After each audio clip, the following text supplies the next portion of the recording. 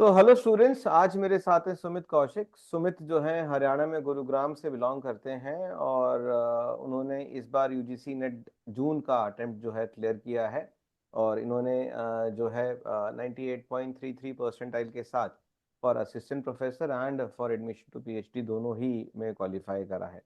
तो सुमित, वेलकम इस interactive session में। और आज हम जानेंगे आपकी जर्नी और ये भी समझेंगे कि आपने ये करियर पाथ क्यों ऑप्ट करा, इसके पीछे आपका रैशनल या लॉजिक क्या था, और आप आगे किस तरीके से अपनी जर्नी जो है देखते हैं। साथ ही साथ ये भी देखेंगे कि आपने, आई थिंक आप working professional, right? Yes sir, yes sir. तो बीइंग अ वर्किंग प्रोफेशनल आपने कैसे मैनेज की अपनी पढ़ाई, ये सारी हम आपसे समझेंगे बात। तो वेलकम सुमित, और आई होप आप कंफर्टेबल हैं। Yes sir, thank you so much for the opportunity sir. And okay. Thank तो यू सो मच मेरी इस जर्नी का पार्ट बनने के लिए। ओके, सुमित, तो हमको जरा अपने बारे में थोड़ा डिटेल में बताएं, फैमिली के बारे में, अपने एजुकेशन बैकग्राउंड के बारे में। So myself Sumit and I'm 25 year old and as you told I put up in Gurgaon and I completed my MBA from the North Cap University in 2022 and my first attempt for my NET exam was during my MBA and after that I joined a corporate organization in a finance team and in my family there is my father, my mother and my younger brother who is also preparing for the NET exam with me. तो आपका छोटा भाई भी net exam की तैयारी कर रहा है? Yes sir, yes sir. ऐसा क्यों को दोनों को लगाव है नेट एग्जामिनेशन से? Why this as an option, why not something else?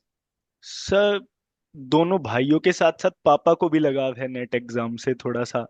पापा ओके। का था कि आप लोग आपके सब्जेक्ट का एग्जाम क्लियर करें एंड देन फिर you should go for assistant professor और फॉर पीएचडी। तो फिर वो इंटरेस्ट हमारे अंदर भी डेवलप हो गया तो फिर उसके साथ साथ मैंने जॉब के साथ साथ मेरे को ये था कि अब अगर ये इंटरेस्ट है तो फिर इसको परस्यू करना ही है और इसको टाइम देना ही है। तो जॉब अभी कहाँ कर रहे हैं आप?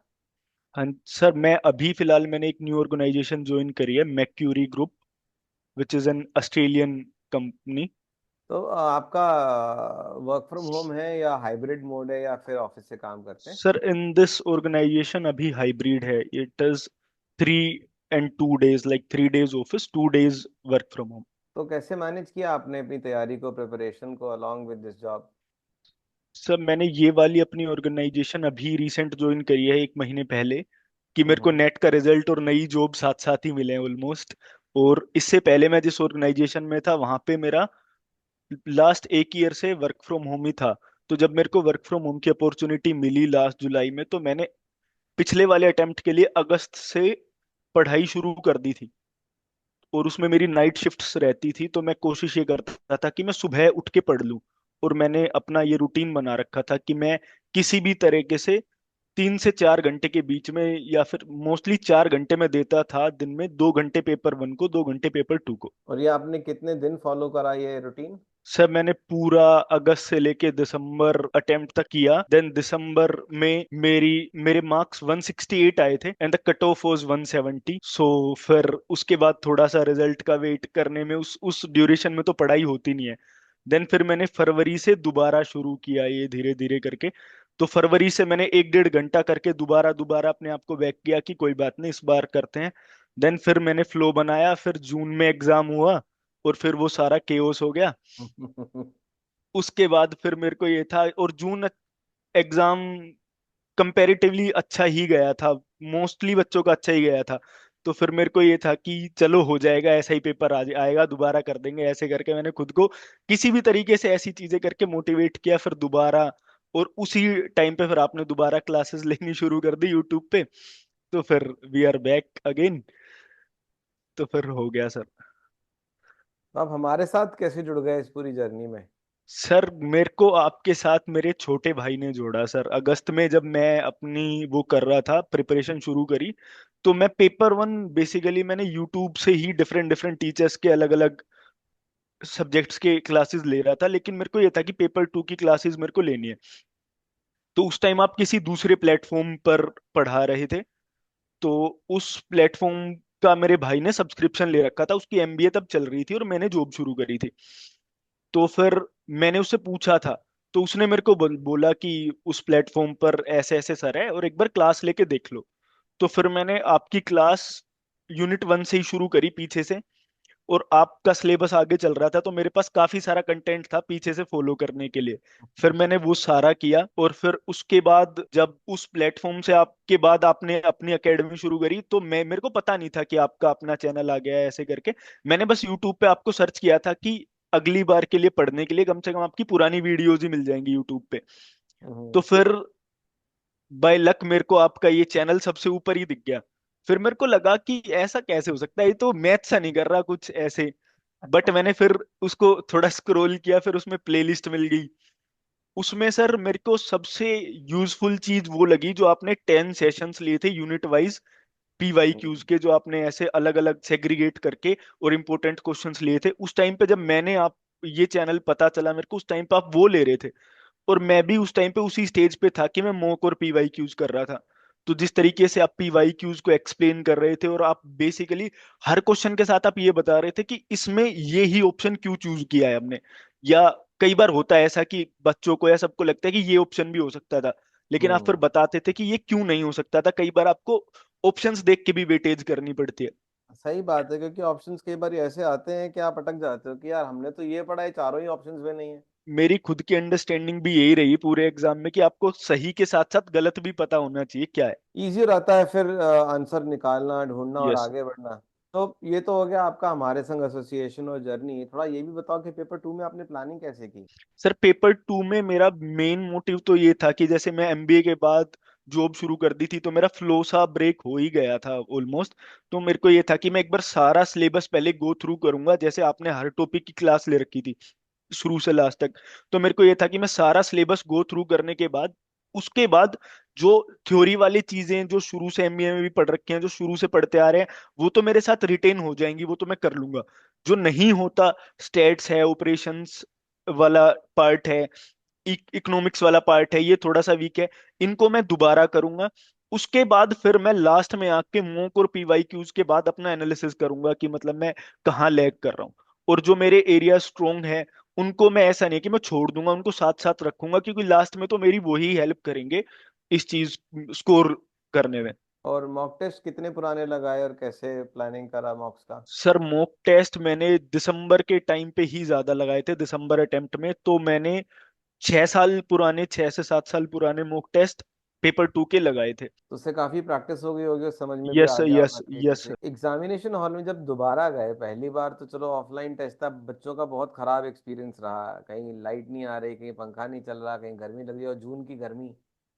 तो वो तो जैसे तैसे हो गया। जब री एग्जाम हुआ कंप्यूटर बेस्ड टेस्ट, तो उस दिन जिस दिन एग्जाम था उस दिन का थोड़ा बताएं आपने कैसे टाइम मैनेजमेंट करा, कैसे क्वेश्चन सिलेक्शंस को नेविगेट करा, अटेम्प्ट कैसे बनाए? सर मैं जून एग्जाम के बाद मैं क्लास से ज्यादा सच बताऊं तो ये वीडियोस देख रहा था यूट्यूब पे, एग्जाम होगा नहीं होगा क्या होगा, ये सारी चीजें चल रही थी, क्योंकि इससे बाहर हाँ। ही नहीं निकला जा रहा था।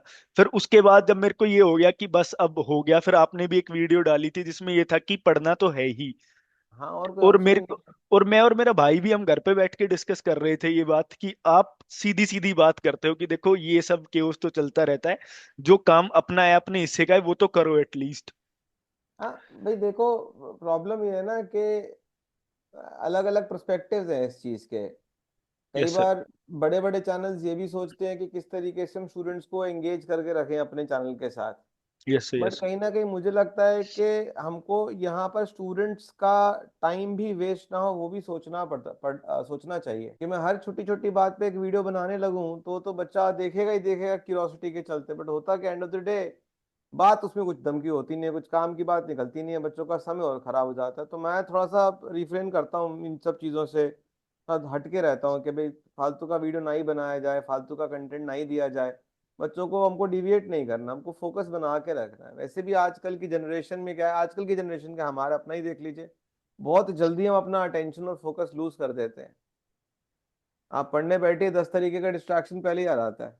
तो मुझे अटेंशन ऐसा स्पैन लगता है कम कि होता जा रहा है सर। हाँ, स्पैन ऑफ अटेंशन कम होता जा रहा। तो मुझे लगता है इतनी मुश्किल से वैसे ही तो बच्चा जून के अटेम्प्ट के बाद दोबारा री अटेम्प्ट के लिए पढ़ने बैठेगा। हम्म। उसमें भी अगर मैं उसको फीड कर दूं कि ये वो, तो वो और जल्दी कंफ्यूज हो जाएगा। तो मेरी पूरी कोशिश होती है कि ध्यान ना भटके यस सर। इसीलिए सिर्फ पढ़ाई की बात करते हैं और उसी को आगे लेके चलते हैं धीरे धीरे। तो री एग्जाम के लिए जब मैं गया तो मेरा हमारा इवनिंग शिफ्ट में एग्जाम था, मेरे को ये था कि सही से टाइम पे पहुंच के, और तो फिर खुद को थोड़ा सा ऐसे प्रिपेयर रखूं इस चीज के लिए कि अब बस ये 3 घंटे इस एग्जाम में लगाने हैं मेरे को अच्छे से।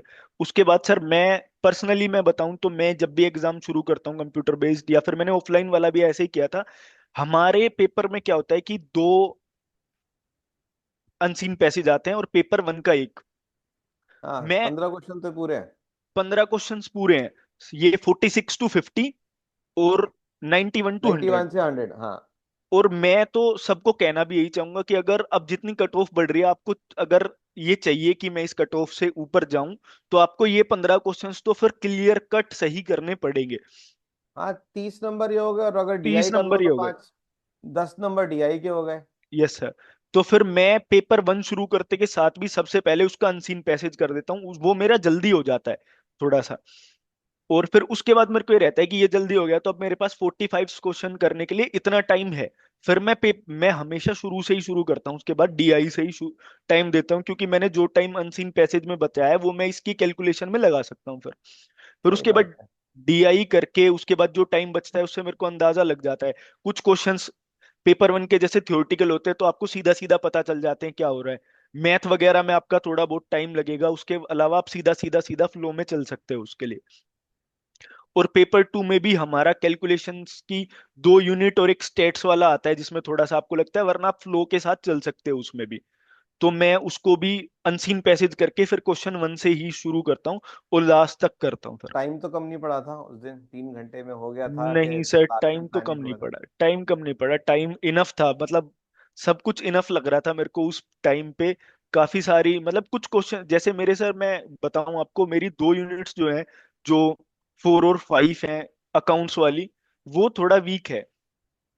तो वो क्वेश्चन आते के साथ में स्किप कर देता हूँ सबसे पहले, कि ये आया और मैंने छोड़ दिया, कि अगला क्वेश्चन करो जो आपको आता है करो। उसके बाद फिर मैं उनको टाइम देता हूँ कि हमारे पेपर में जैसे मल्टीपल सिलेक्शन ऑप्शन होते हैं, तो फिर मैं उसके बाद उनको वेटेज करके असेस करके जो मेरे को आता है कैलकुलेट करके फिर उसमें टाइम लगा लेता हूँ, कि हाँ इसमें मैं किसी तरीके से वीकर सेक्शन में भी कुछ स्कोर कर पाऊँ। नहीं, ये ठीक भी है। आपको क्लैरिटी होना चाहिए कि क्या आपका स्ट्रॉन्ग एरिया है, कहाँ पे आपको अवॉइड करना है। उससे क्या है कि आपका समय खराब नहीं होता। आप अननेसेसरी उन क्वेश्चंस पे टाइम वेस्ट नहीं करते जो आपको बाद में जाके बोलेंगे कि भाई ये तो हो नहीं पाएगा। हाँ जी। That is the right strategy. तो अब आगे की क्या प्लानिंग है बॉस, आगे क्या सोच रहे हैं करने की? सर अभी पीएचडी भी चल रही है साथ में पार्ट टाइम, तो वेरी उसका गुड। कोर्स वर्क हो गया है। मेरा भी पार्ट टाइम ही चल पा रहा है। हाँ सर, जॉब के साथ। और बड़ा पिछला मुश्किल है। दिसंबर अटेम्प्ट तो इतना हेक्टिक था कि मैंने पीएचडी में एडमिशन ही लिया था, तो मेरी हम्म। जॉब भी थी, और फिर मेरे को इसको भी टाइम देना, फिर सैटरडे संडे उसकी क्लासेस होती थी सुबह से शाम तक, उसके असाइनमेंट वगैरह काम वगैरह हो जाते थे। फिर फैब में उसके एग्जाम थे तो सारी चीजें मैनेज करनी पड़ रही थी, बट ये था कि करना तो है ही। तो अब उसके टॉपिक वगैरह पे काम चल रहा है गाइड के साथ, तो फिर। बहुत अच्छा है, बहुत सही है। और जॉब के साथ साथ ही करने की कोशिश करना।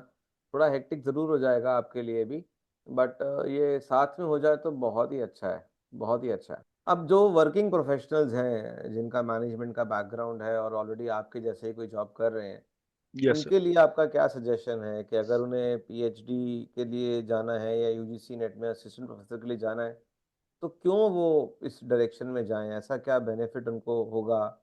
वाई शुड दे अटेम्प्ट, या इस रास्ते क्यों जाएं वो? तो पहले तो ये बताओ आप। सर मैं अगर खुद के लिए बताऊं कि मैं क्यों जाना चाहता हूं, एक तो मेरे को टीचिंग एज अ प्रोफेशन बहुत रिस्पेक्टफुल लगता है और मेरे को पसंद है कि मैं चाहता हूं कि मैं एक टीचिंग प्रोफेशन में जाऊं। और दूसरा कि आपकी, अगर आप असिस्टेंट प्रोफेसर के लिए क्वालिफाई करके और फिर एक गवर्नमेंट जॉब आपको मिल पा रही है, या फिर आप कहीं पीएसयूज में भी जा पा रहे हैं, तो फिर आपका एक स्टेबल करियर पाथ हो जाएगा उसके बाद। तो ये सबसे बड़ा रीजन और मोटिवेशन होना चाहिए मेरे हिसाब से तो। और जो ऑलरेडी एग्जाम का तैयारी कर रहे हैं उनके लिए आपका क्या सजेशन रहेगा? सर मेरा सजेशन ये रहेगा कि इस केओस के चक्कर में बहुत टाइम चला गया, अब जल्दी दोबारा एग्जाम आने वाला है, तो फिर सारी बाकी की वीडियोस छोड़ के उसके ऊपर ध्यान दे के, और फिर अगर ट्राई करेंगे तो हो जाएगा। नहीं, ठीक है, थैंक यू सो मच, और आपसे बात करके बड़ा अच्छा लगा सुमित।